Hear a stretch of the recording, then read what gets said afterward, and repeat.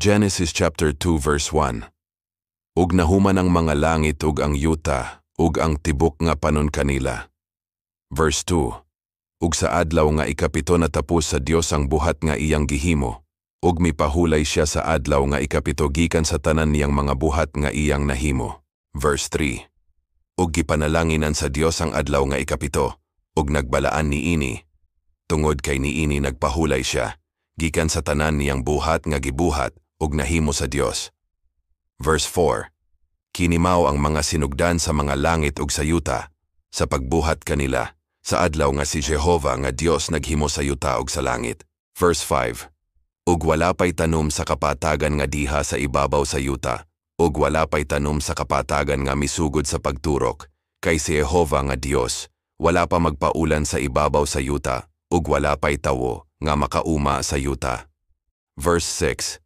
Apan dihay misaka nga gabon, gikan sa yuta nga nagbubo sa tibok, nga nawong sa yuta. Verse 7. Ug gyumol ni Jehovah nga Dios ang tawo gikan sa abog sa yuta, ug gihuypan niya sa mga buho sa iyang ilong sa gininhawa sa kinabuhi, ug ang tawo nahimong kalag nga may kinabuhi. Verse 8. Ug si Jehovah nga Dios nagbuhat ng usa ka tanaman sa silangan sa Eden ug gibutang niya didto ang tawo nga iyang giumol. Verse 9. Ug nagpaturok si Jehovah nga Dios gikan sa yuta sa tanan nga kahoy, nga makapahimuot sa igtatan-aw, ug maayo nga kalanon. Ug ang kahoy usab nga sa kinabuhi diha sa taliwala sa tanaman ug ang kahoy, sa pag-ila sa maayo ug sa dawtan. Verse 10. Ug migula gikan sa Eden ang usa ka suba sa pagtubig sa tanaman ug gikan didto nabahin kini ug nahimong upat ka mga sanga.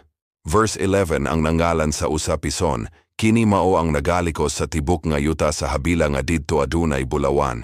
Verse 12. Ug ang bulawan ni adtong yuta maayo, didto usab may bedelyo ug onyx nga bato. Verse 13. Ug ang nangalan sa ikaduha ka subagihon, kini mao ang nagalikos sa tibok nga yuta sa Ethiopia. Verse 14. Ug ang nangalan sa ikatolo ka subahidekel, kini mao ang nagapadulong nangadto sa atbang sa Assyria. Ug ang ikaupat ka suba mao ang Euphrates. Verse 15.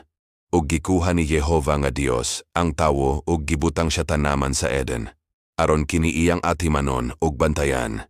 Verse 16. Ug si Jehovah nga Dios nagsugo sa tawo nga nagaingon, makakaon ka sa tanan nga kahoy sa tanaman. Verse 17. Apan sa kahoy nga sa pagila sa maayo ug sa dawtan, dili ka magkaon niini, kay sa adlaw nga mo kaon ka niini, mamatay ka gayud. Verse 18. Ug miingon si Jehovah nga Dios, dili maayo nga ang tawo mag-inusara, pagabuhatan ko siya og katabang nga angay kaniya. Verse 19. Ug giumol ni Jehovah nga Dios gikan sa yuta ang tanang mga mananap sa kapatagan, ug ang tanan nga langgam sa kalangitan, ug sila gidala niya kang Adam, aron makita niya kung unsaon niya paghingalan kanila. Ug ang tanan nga gihinganlan ni Adam, sa mga mananap nga buhi ka na mao ang ngalan ni ini.